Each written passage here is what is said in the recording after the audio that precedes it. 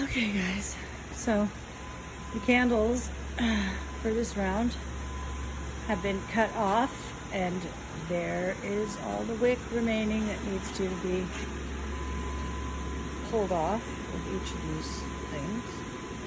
So when we get the wick pulled off like this, it goes into a box like this to be later made into what I have in the past called holy hand grenades. So you make them like in the shape of a cherry bomb, and then you leave a wick. It's hard to do this one-handed. You leave a nice piece of wick sticking out at the top.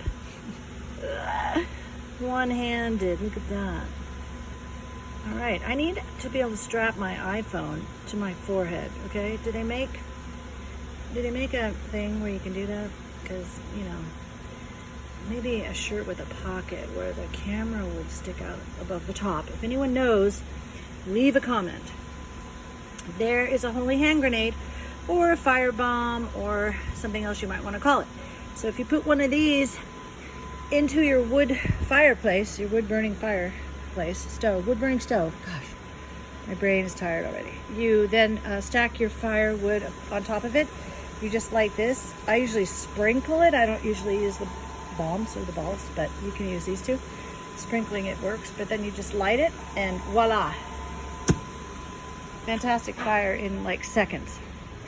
Okay, now over here, I am showing you the tainted beeswax that we obtained rather on accident.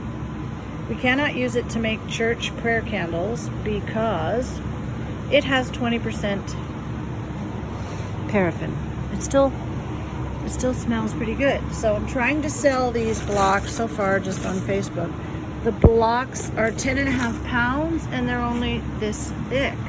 So they're great. I have a few people on Facebook that are going to come down and buy a few. But in addition to selling this, because I think we're out $6,000 because it's 2,000 pounds of wax. So in addition to doing that, we realized that we can try to make some emergency candles that we could just sell. We actually have an Orthodox friend who bought a couple grocery stores nearby.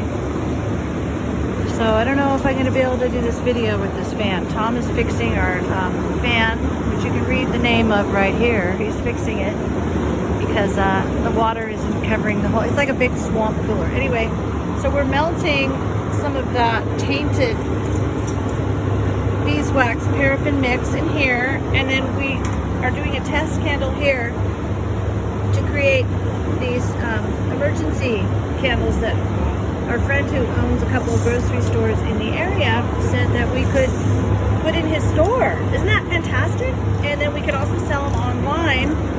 I'll probably sell them on unionofallicons.com when we open that after we get the clean room done.